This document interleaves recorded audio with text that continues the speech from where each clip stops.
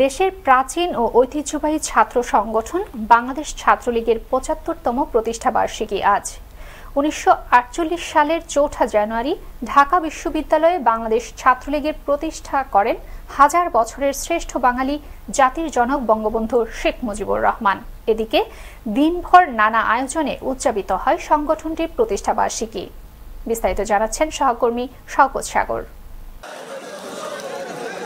Digital Bangladesh দৃশ্যমান, লক্ষ্যে এবার স্মার্ট বাংলাদেশ বিনির্মাণ, এই প্রতিপাদ্যকে সামনে রেখে উদযাপিত হচ্ছে শিক্ষা শান্তি প্রগতির পতাকাবাহী অন্যতম বৃহৎ ছাত্র সংগঠন বাংলাদেশ ছাত্রলীগের ৭৫তম প্রতিষ্ঠাবার্ষিকী। এই উপলক্ষে বছরব্যাপী বিভিন্ন কার্যক্রম হাতে নিয়েছে সংগঠনটি।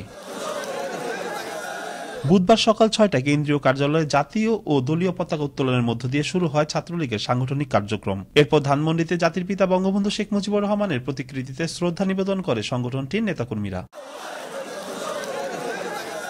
এ সময় দেশরত্ন শেখ হাসিনার নেতৃত্বে দেশের অর্থনৈতিক অভিযাত্রা ও সামাজিক বিপ্লব সহ দেশকে এগিয়ে নেওয়ার যাত্রাকে সুনিশ্চিত করতে চায় বাংলাদেশ ছাত্রলীগ বলে জানান ছাত্রলীগের কেন্দ্রীয় সভাপতি সাদ্দাম হোসেন।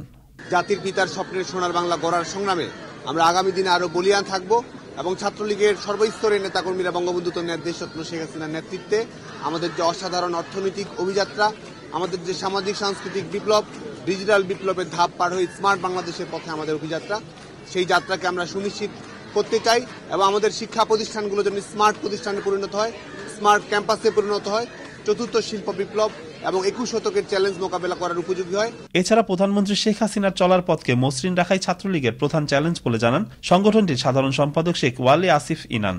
আমাদের সামনে প্রধানতম চ্যালেঞ্জ এটাই, বঙ্গবন্ধু দেশরত্ন শেখ হাসিনার চলার পথকে মসৃণ রাখা। কারণ আপনারা দেখেছেন তিনি দেশে ফেরার পর থেকে তার পিতা সহ সমগ্র পরিবারকে হত্যার পরও কিন্তু তাকে বারংবার হত্যার চেষ্টা করা হয়।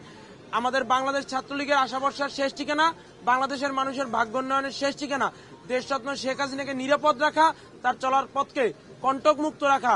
এদিকে সকালে ঢাকা বিশ্ববিদ্যালয়ের কার্জন হলে কেক কেটে প্রতিষ্ঠাবার্ষিকী উদযাপন করার পর বিকেলে শীতার্থদের মাঝে শীতবস্ত্র বিতরণ করে সংগঠনটি।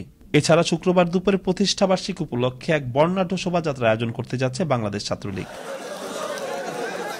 শওকত সাগর, আনন্দ টিভি, ঢাকা।